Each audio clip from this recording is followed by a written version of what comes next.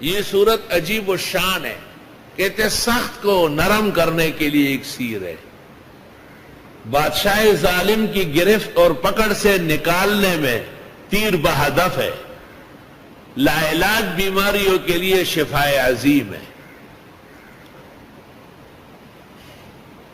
اور دشمنوں کے سر کو نیچے کرنے کے لیے تلوار الہی ہے.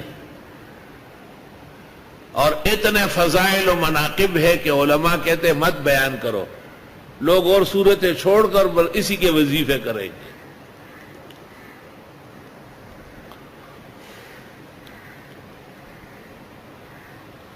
اکتالیس مرتبہ پڑھی جاتی ہے اور پھر ہر کام اور مراد کے لیے ہر روز ایک دفعہ قبل الصباح یاقوت و مرجان ہے، بعد الصباح ذہب اور فضہ ہے.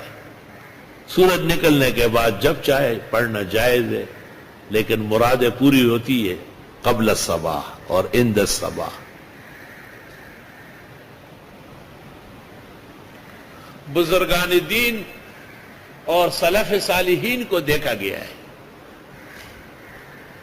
کہ جب کسی کے بیمار ہونے کا سنتے ہیں اور یہ بھی خیال میں آتا ہے کہ بھئی اب کافی وقت ہو رہا ہے یا پریشانی بڑھ رہی ہے، تو فجر کی نماز میں سے امام صاحب یا وہاں کا کوئی ذمہ دار اعلان کر لیتا ہے کہ فلاں کے گھر جا کے سورہ تغابن پڑھنی.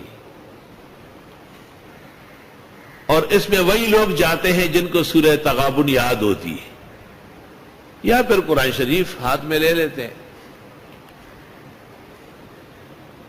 بیمار کے پلنگ کے چاروں طرف بیٹھ جاتے ہیں، بشرطی کہ مرد ہو عورت نہ ہو، عورت ہو تو عورتیں کرے. اور وہ گھر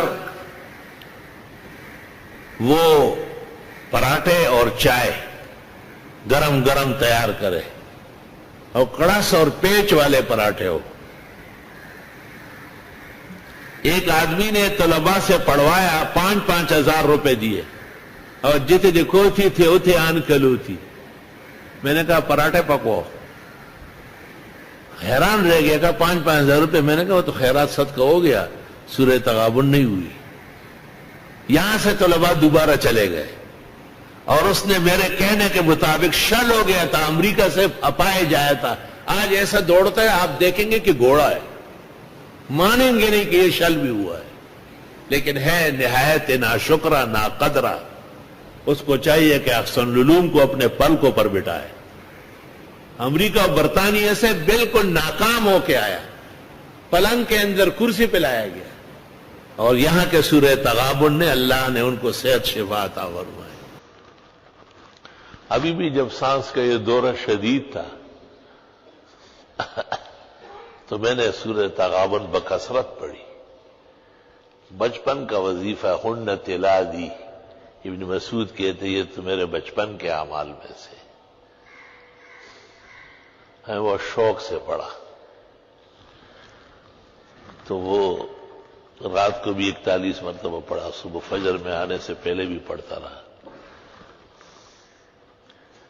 اور متفکر بھی بہت زیادہ تھا. تو میں نے ایک خوبصورت جوان دیکھا، بہت حسین جمیل، اور تمام اعضاء سے پر، حسن سے پر. تو میں نے پوچھا کیا نام ہے؟ کہا ذالک یوم التغابن، سورہ تغابن. اللہ اکبر. کہا آج آپ کو صحیح طرح کھڑا کر دیتے ہیں.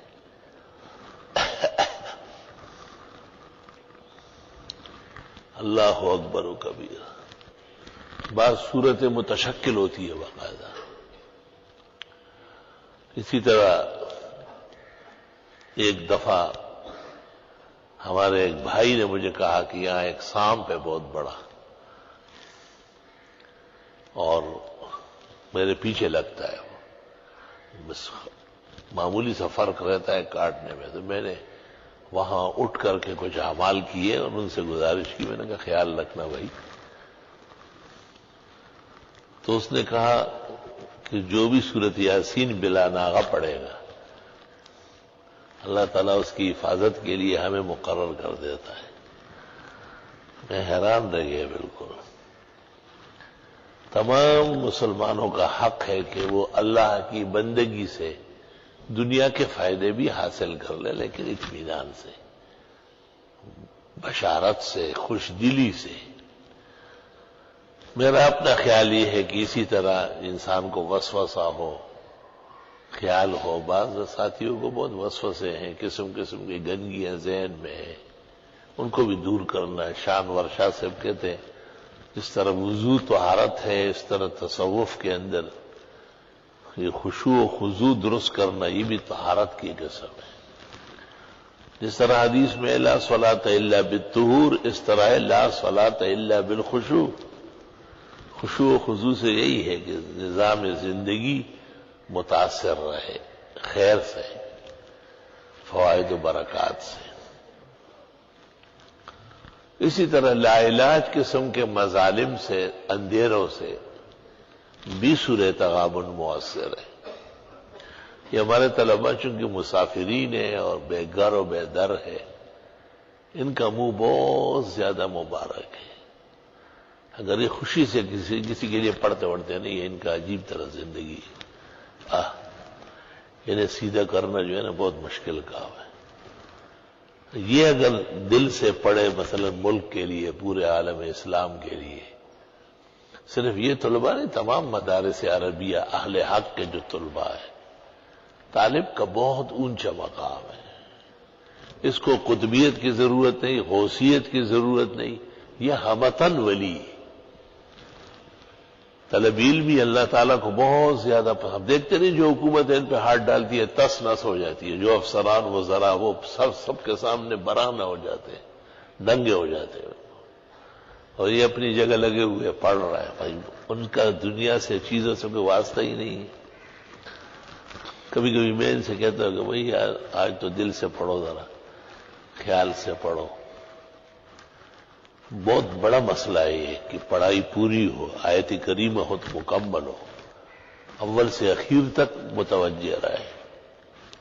قرآن شریف کوئی پڑھے قرآن خوانی ہو تو اول سے اخیر تک متوجہ۔ یہ اس کا کوئی اسپرنگ میرے پاس نہیں ہے کہ ان میں کیسے متوجہ لائی جائے۔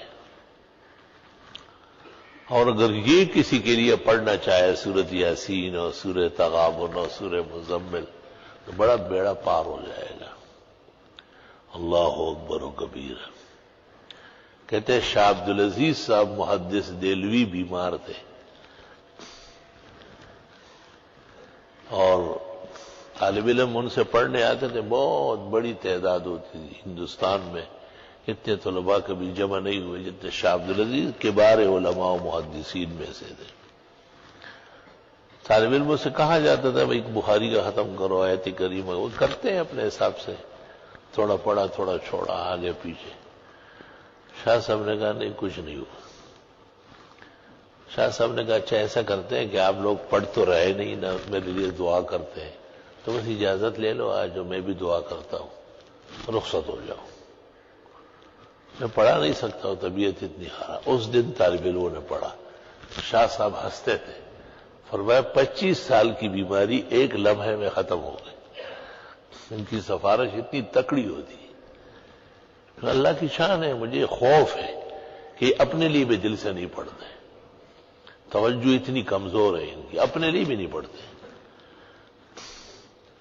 ایک طالب علم ایک ناحق کیس میں گرفتار تھا، میں نے اس کو کسی طریقے سے پیغام دیا تو وہ وقت لگ گیا اس میں، اچانک چھوٹ کے آ گیا، کہنے لگے کل ہی پڑھا آپ کو۔ میں نے کہا اس سے پہلے خط تو ملا تھا لیکن میں نے نہیں پڑھا۔ دیکھا ذرا، تو مجھے انداز ہوا کہ ظالم لنفسہ کا مرض بھی ان میں ہے، اپنے لیے، والدین کے لیے، بھئی آپ کو علم کے لیے بھیجا ہے، گھر بار سب چیزیں آپ کے لیے معاف کی ہے کہ آپ پڑھ کے آئے، کتنا احسان ہے ان کا۔ جوان لڑکا زمیندارہ کرے، بہترین فصلیں اگائے، دکانوں پہ بیٹھے، تنخواہیں لے، ہر کام کر سکتے ہیں جوانی کے عالم میں، تو وہ سب آپ کے لیے معاف ہے، اور آپ سے یہ توقع ہے کہ آپ علم نبوت حاصل کریں۔ تو والدین کے لیے، اعزاء اقرباء کے لیے، جو ان میں خراب لوگ ہیں ان کی ہدایت کے لیے زیادہ دعائیں مانگیں۔ ان میں سے یہ سورت جو تغابن کے نام سے ہے، جو آج نماز میں پڑھی گئی، بزرگان دین کا مضبوط وظیفہ رہا ہے۔ میں نے اب تک جتنے بزرگوں کو دیکھا ہے، بلکہ خواتین تک، ان کا پختہ وظیفہ رہا ہے۔ وظیفہ اس کو کہتے ہیں کہ زندگی کا حصہ ہو، جب تک وہ جیے، خواہ سفر میں ہو، حضر میں ہو، صحت میں ہو، مرض میں ہو، اس صورت سے سروکار رکھتے ہیں۔ اور لاعلاج بیماریوں میں، جس میں اسباب بظاہر معطل معلوم ہوتے ہیں، ڈاکٹر یا حکیم، طبیب یا دنیا کے نسخے اور تدبیر کی شکست جب نظر آ جائے، یہ صورت عجائب دکھاتی ہے۔ سب سے بہتر صورت تو یہ ہوتی ہے کہ آدمی 41 مرتبہ پڑھے اور پھر ایک دفعہ پڑھتا رہے روز۔ 41 مرتبہ کسی غرض کے لیے بھی پڑھی جاتی ہے، کسی کام کے لیے ضروری، غرض سے مراد کوئی ضروری کام جس سے آپ دو چار ہو اور آپ چاہتے ہیں کہ خیر و عافیت سے ہو جائے۔ لیکن ابدیت شرط ہے، بندگی شرط ہے، زور نہیں چلے گا، کسی کے باپ کا ٹھیکہ نہیں ہوتا کہ بس آپ نے پڑھا ہو آسمان کو دیکھے کہ جی وہی آئی ہے، نہیں، یہ خناسیت ہے، فرعونیت کے خیالات ہیں۔ ہم وقت اللہ سے ڈرے رہنا اور اللہ سے خیر کی امید رکھنا، اپنی کوتاہی اور قصور کا اعتراف کرنا